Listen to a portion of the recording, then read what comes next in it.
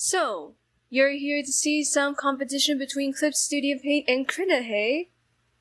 What if I tell you that it's not really a competition because both of them are winners in my eyes? So yeah, the title of this video seems very deceiving, but in my defense, I will compare both programs with a critical eye. It's just that it's not really a competition because both programs are very good and you can make good stuff. Anyway, let's begin the intro. Hello everybody, I'm Happy Pinecone, and today I want to talk about Krita and Clip Studio Paint. Krita is the first program I used when I started digital art in late 2019. It's free and has a cool set of features that includes comics and animation. It's the program where I make most of my art and projects. With Krita, I was able to make my picture books for school and Lights of an Age for Tapas and Webtoon. Then there's Clip Studio Paint.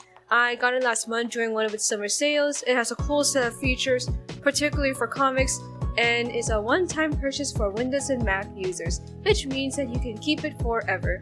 I recently started using it for a new project of mine, which I will get back to later. So without further ado, let's get into it! For this video, I decided to do 2 Draw This Universal challenges. The character designs are very cute, and I want to try emulating them in my style. You can find the final illustrations in my Instagram and Bubba House.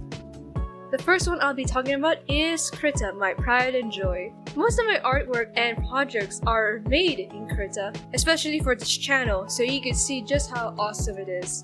To start, it's free. No subscription fee, no free trial. Every feature in Krita is available to use the moment you download it.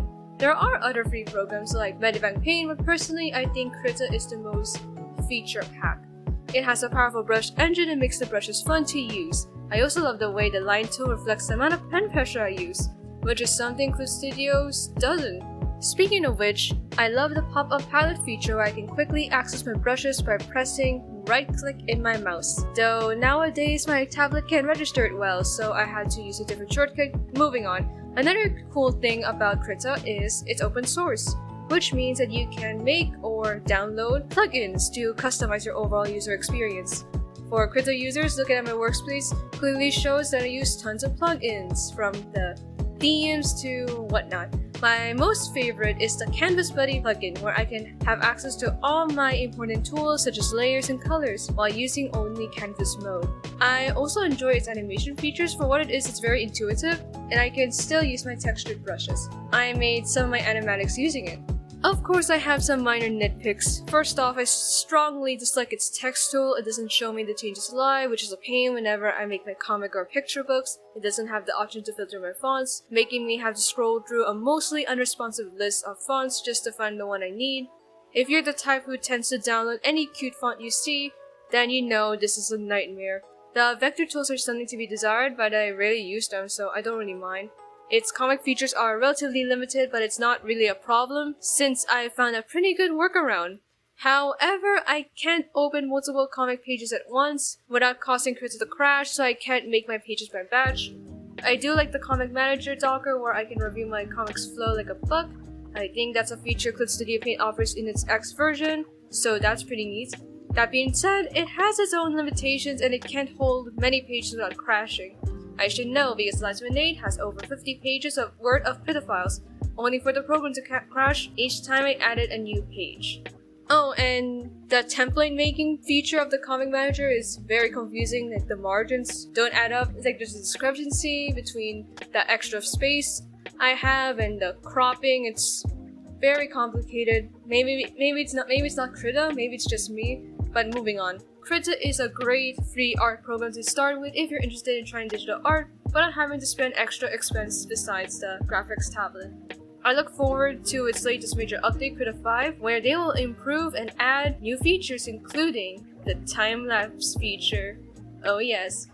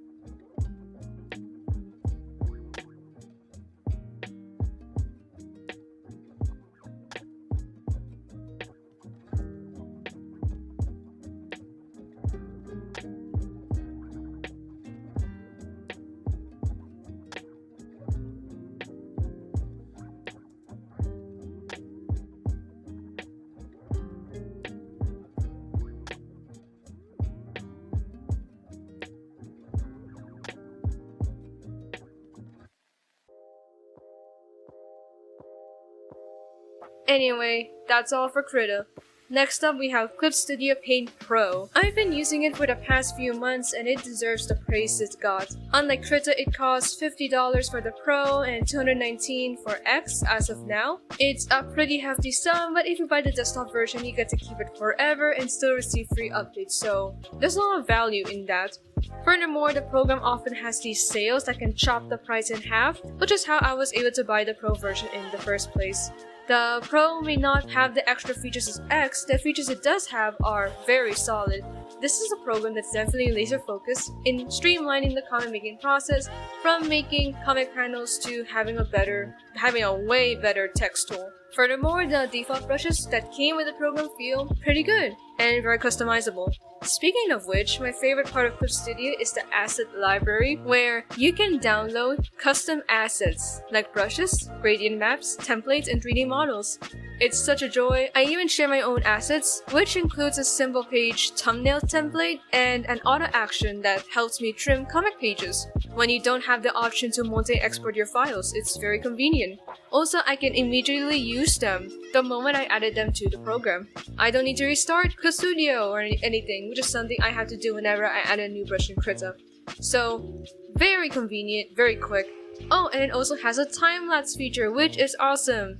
I've been using it lately in some of my Instagram posts, so yeah, you can see just how happy I am that this feature exists.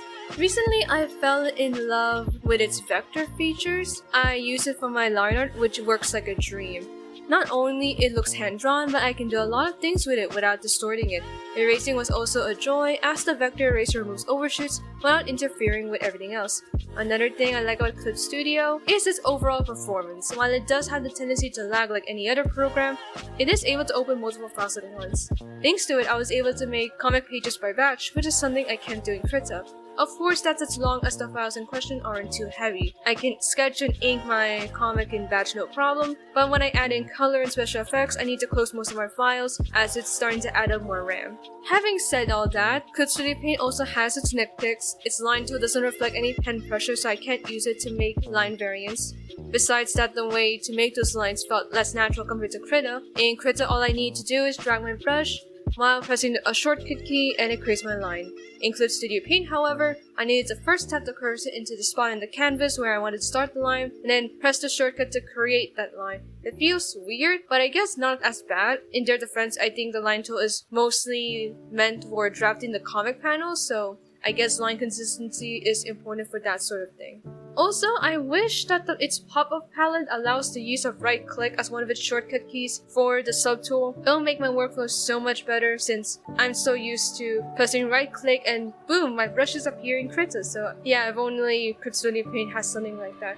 Oh yeah, apparently Clip Studio doesn't go full screen. It's very interesting, but I guess it's no big deal. Overall, Clip Studio Paint contains a lot of value for the price it offers. With just the Pro version, I can do a lot of cool stuff. And comparing it to Open Canvas, a $60 program with very limited features, unenjoyable brushes, and no comic features at all. Just a quick tangent, I tried the free trial version of Open Canvas. Talks to them for having a very long free trial period.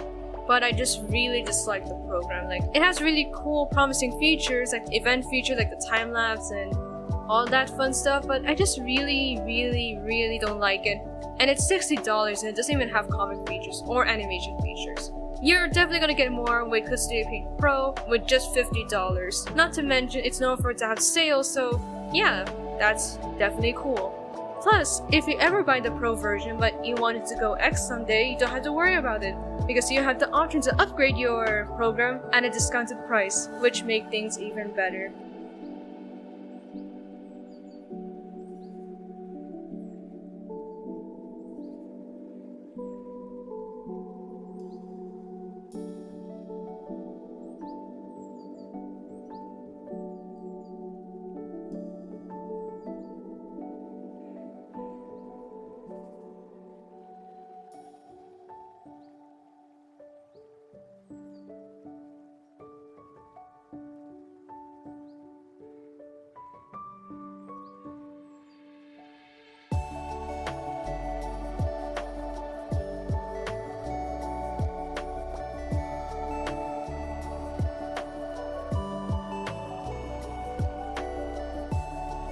In the end, Clip Studio Paint and Krita are both solid art programs that will help you in your art journey. If you look at my artwork side by side, they only show the hand that drew them rather than the program it came from. In other words, it's a matter of preference and personal circumstances. I'm not ditching Krita just yet, as I do enjoy drawing there. Krita is a good start to learn the ropes of digital art before significantly investing on it financially. Furthermore, I've seen some professional illustrators who use Krita for their work, so it is possible to go fully pro with just Krita. Oh yeah, I forgot to mention that Krita and Clip Studio Paint can save and open PSD files, if that's something you're wondering about.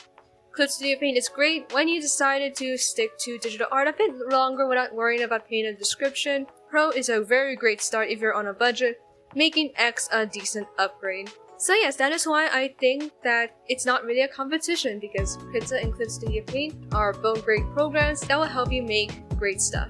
Before I end the video, I have a special announcement. I'm releasing a new webcomic. It's called When Air Clones Rule the World. It's a slice-of-life fantasy comic about two friends interacting with air clones. Mysterious creatures attempt to cause trouble for suspecting students in their school. It's basically the characters of Lights Lemonade taken to a more narrative-focused story. I've been thinking about air clones for years, and this is the first time I get to actually bring them to life. It's available to read for free on Tapas, and I'll put it in the description below. Starting this August, When Air Clones Rule the World will follow a monthly schedule where there will be an update on the second Friday or Saturday depending on the time zone of the month. It's structured this way because it just so happened that I decided to publish a webcomic on the busiest time of the school year, lots of majors, practicum, org work, and all that fun stuff. Why am I doing this to myself? I don't know. I want to be able to update consistently while at the same time juggle my other important stuff. Thanks for watching. If you have any comments, questions, suggestions, and/or anime recommendations, send them through the comment section below. And while you're at it, like and subscribe and ring that notification bell if you want to be updated with my latest video. I am Happy Pinecone, and see you next time.